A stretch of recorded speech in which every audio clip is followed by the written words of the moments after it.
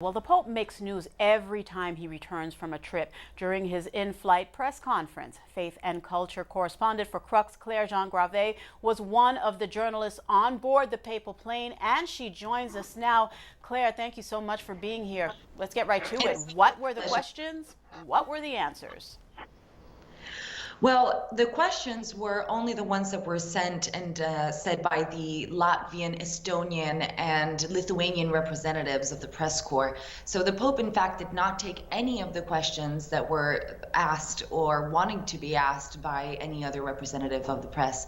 So he spoke a lot about the questions regarding the Baltic states, but he did touch on some issues that address and interest a lot of people in the rest of the world, especially sex abuse. Concerning sex abuse, he said that Pennsylvania should be put as an example when it comes to fighting sex abuse, because he said that in the past 70 years, improvements have been made and the church has been giving it its all to try and put the zero tolerance policy to effect. Let's talk more about that, Claire. Earlier today, the Pope was blunt, telling young people in Estonia he understands their anger over the abuse scandals, and he also called for change. What would change look like? He said that young people are right to be scandalized by the sex abuse crisis, as they are right to be scandalized by war and corruption. He said that corruption is at the heart of the sex abuse crisis, a corruption that touches the heart of the priests who are supposed to be taking children into heaven rather than taking advantage of them. And in this context, he said that the change must come with accepting and listening to what young people are asking for.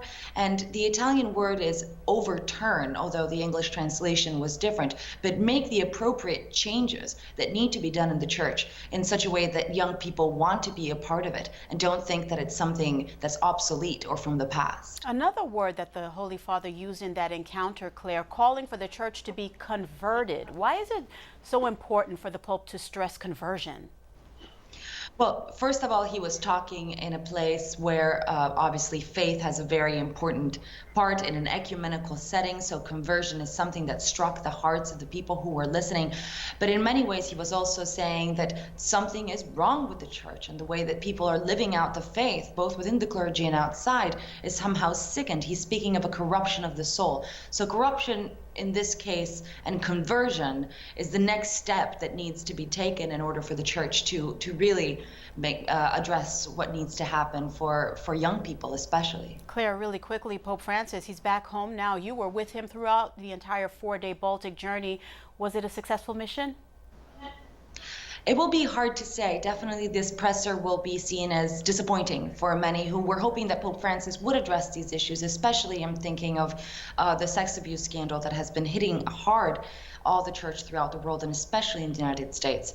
So we'll have to see really if this has been a success. Definitely for the people in the Baltic states, having the Pope there on such an important anniversary, the centenary of their independence, will leave a mark. And I'm confident that for the people there, that's going to be true.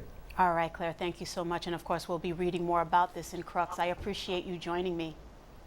Thank you so much, Liz.